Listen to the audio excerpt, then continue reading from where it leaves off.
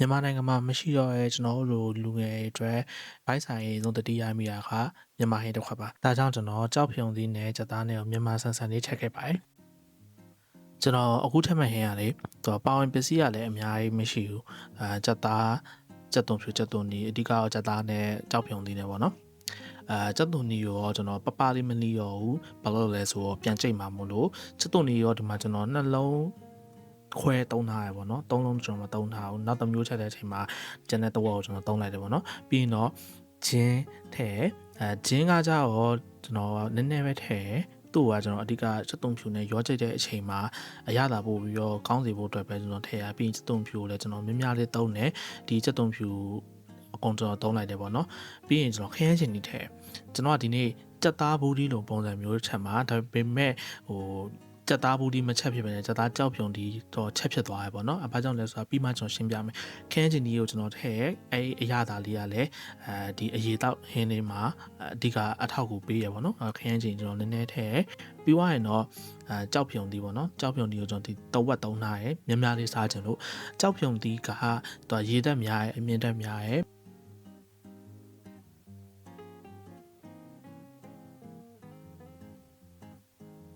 ဟင်းရည်အရေးတောက်တွေကိုပို့ပြီးတော့စားလို့ပိုကောင်းစေရယ်အဓိကတော့ကျွန်တော်ကြောက်ဖြုံဒီနဲ့ကြက်သားနဲ့ချက်ချင်လို့မဟုတ်ဘူးကြက်သားနဲ့ဘူးဒီနဲ့ချက်ချင်လို့ပေါ့နော်ဒါပေမဲ့ကြက်သားနဲ့ဘူးဒီချက်ဖို့အတွက်ဘူးဒီကို Grab မှာရှာလို့မတွေ့ဘူးဈေးကကျွန်တော်မသွားဖြစ်တော့ Grab ကနေပဲမှာလိုက်တာGrab ကနေမှာရော Grab မှာဘူးဒီရှာလို့မတွေ့ရောကြောက်ဖြုံဒီပဲတွေ့ရောကြောက်ဖြုံဒီပဲဝယ်ဖြစ်သွားတယ်အဲကြောင့်ကြက်သားဘူးဒီမဟုတ်ဘဲနဲ့ကြက်သားကြောက်ဖြုံဒီဖြစ်သွားတာဒါပေမဲ့ကျွန်တော်ချက်တဲ့ပုံစံကကြက်သားဘူးဒီချက်တဲ့ပုံစံတိုင်းပဲကျွန်တော်ချက်မှာကြက်သားဘူးဒီချက်ရင်လေတော်တော်များများကငပိထဲချက်လေးရှိရယ်ဒါပေမဲ့ဒီမှာတော့ကျွန်တော်ငပိမထည့်ချက်ဘူးပေါ့နော်ဘာလို့လဲဆိုတော့ငပိတော့ကြိုက်တယ်ဒါပေမဲ့ဒီဟင်းထဲမှာငပိထည့်တာကိုကျွန်တော်တိတ်ပြီးတော့ personal အရာမကြိုက်လို့ပေါ့နော်ဒါကြောင့်ပါ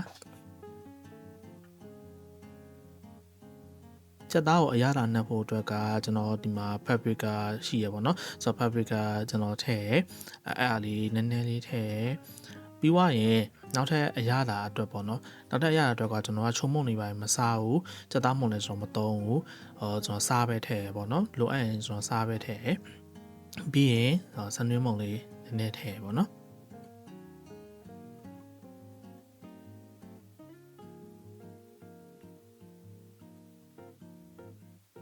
ပြီးွားရင်ကျွန်တော်ဒီအိုးထဲမှာတစ်ခါတည်းနယ်မယ်ပေါ့နော်ငံပြားရေးကျွန်တော်နည်းနည်းလေးထည့်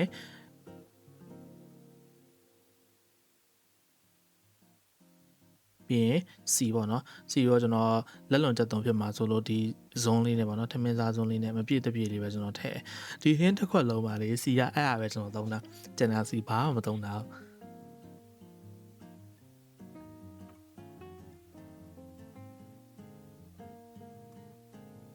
ပြီးရင်တော့ဒီမှာနယ်လာပြီးွားရင်အိုးထဲမှာမီးအေးအေးလေးနဲ့ချက်မယ်ကျွန်တော်ကဟင်းချက်မီးအေးအေးလေးနဲ့ချက်တာပဲများတယ်အရင်ဟင်းချက်တတ်နေတဲ့လူတော့မဟုတ်ဘူးဒါပေမဲ့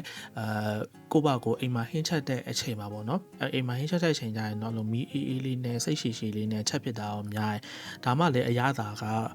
အသားထဲကြီးဝင်တာတို့အရသာပို့ပြီးတော့ပေါ်တာတို့ဒါမျိုးတွေကဖြစ်မှာဟုတ်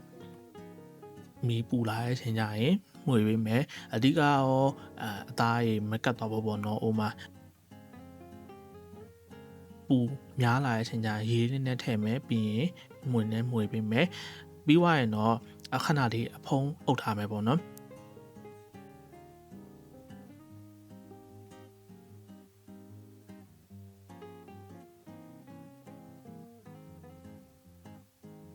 ကျွန်တော်ကလေဟင်းချက်တာပါနံပါတ်ယောက်ျားလေးထဲမှာပါတယ်ဘာလို့လဲဆိုတော့ကျွန်တော်အသက်18နှစ်လောက်လည်းကပေါ့နော်အိမ်မှာကျွန်တော်အဲ့လိုဟင်းတွေပါချက်တယ်ပြီးတော့အပြင်မှာလည်းကျွန်တော်ထွက်နေဖြစ်သေးတယ်အဲ့အချိန်မှာလည်းကိုယ့်ဘာကိုဟင်းချက်ရတယ်အိမ်ကအမေကိုဖုန်းဆက်ပြီးတော့မေးပြီးတော့ဟင်းချက်တာပေါ့နော်အဲ့ကနေကျွန်တော်ဟင်းချက်တော့ပါ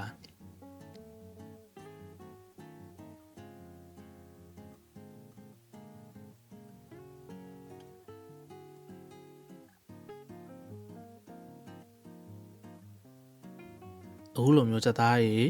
နည်းနည်းလေးကြက်လာပြီဆိုရင်ကြောက်ဖြုံလေးထည့်မယ် ကြောက်ပြုံသီးရေဒါအကုန်လုံးကျွန်တော်ထည့်လိုက်မယ်ပေါ့နော်ဒါမှလည်းအရေးတောက်လေးနဲ့စားလို့ကောင်းတဲ့ကြက်သားကြောက်ပြုံသီးဟင်းရမှာကြောက်ပြုံသီးရေထည့်ဖို့ရဆိုရင်တော့မီးလေးအေးအေးလေးနဲ့အဖုံးပိတ်ပြီးတော့ခဏတည်ထားလိုက်မယ်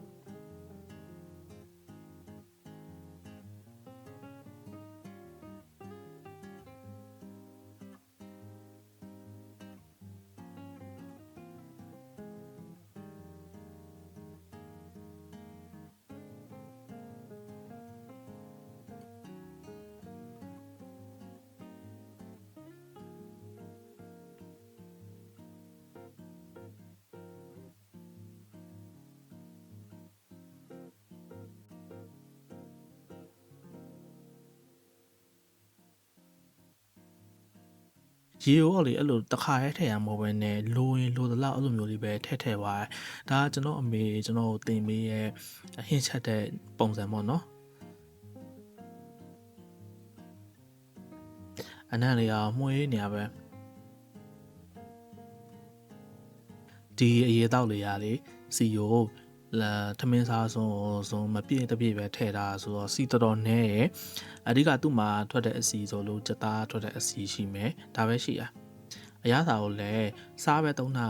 စားနဲ့ငံပြာရည်နဲ့ပေါ့နော်ဒါပဲသုံးတာငံပြာရည်ကကျွန်တော်အများကြီးမသုံးအရသာလို့ကျွန်တော်စားပဲထည့်ရအများတယ်ဒီဗီဒီယိုလေးတိုင်းလိုက်ပြီးတော့ချက်ကြည့်လို့ရပါတယ်ဘာလို့လဲဆိုတော့ကျမ်းမာရေးအတွက်အစားအသောက်တွေချက်နေတဲ့လူတွေပြီးရင်အစီအများကြီးမစားတဲ့လူတွေဆိုရင်ကျွန်တော်ချက်တဲ့နေ့တိုင်းချက်ကြည့်လို့ရပါတယ်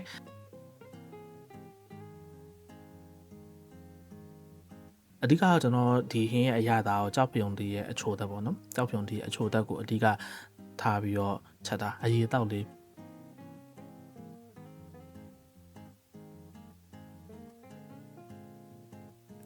မီးအေးအေးလေးနဲ့ပဲအဲ့လိုမျိုးစိတ်ရှည်ရှည်လေးနဲ့အဖုံးလေးပိတ်လိုက်စူလိုက်ရင်အဖုံးလေးဖွင့်ပြီးတော့မှုေလိုက်ဒီလိုမျိုးလေးပဲချက်အဲ့ဆိုရင်မြန်မာဟင်းတော်တော်များစားလို့ကောင်းတယ်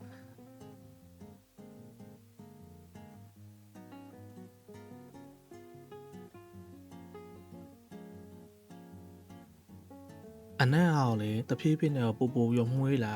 အရသာလေးလည်းမြည်ကြည့်ပေါ့နော်ကိုအရသာပဲလို့ကြိုက်လဲနည်းနည်းပေါ့နေသေးရဆိုရင်စားထည့်လို့ရတယ်ငံပြာရောက်ချက်နေရချိန်မှာမထည့်နဲ့နောက်ဆုံးမှာနည်းနည်းပေါ့နေသေးရင်ငံပြာရုံနည်းနည်းလေးပဲထည့်နောက်ဆုံးမှာထည့်ပေါ့နော်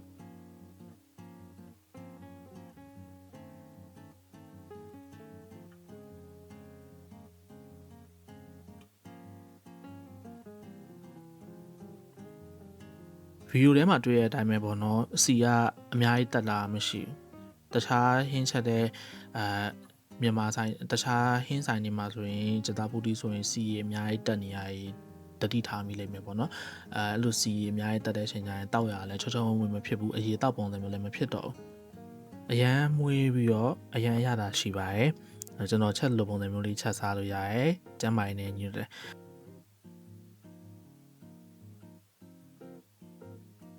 ဒါလေးကကျွန်တော်ရဲ့ကြက်သားကြောက်ဖြုံသီးပါဒါကိုကျွန်တော်ဘာနဲ့တွဲစားလဲဆိုရင်ဒီငါးရှိရပေါ့နော်ငါး6ပေါ့နော်